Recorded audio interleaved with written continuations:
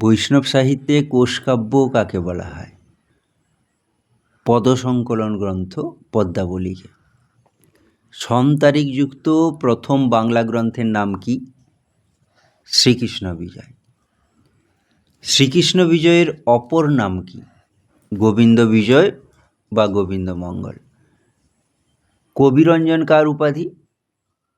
রামপ্রসাদ সেন। বাংলার নবাব সিরাজউদ্দৌলা কার গান শুনে অভিভূত হয়েছিলেন?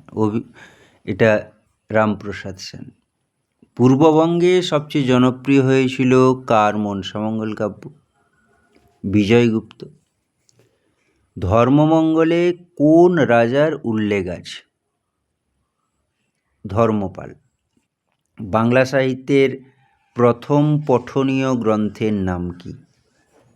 কৃষ্ণদাস কবিরাজের লেখা চৈতন্য চরিতামৃত।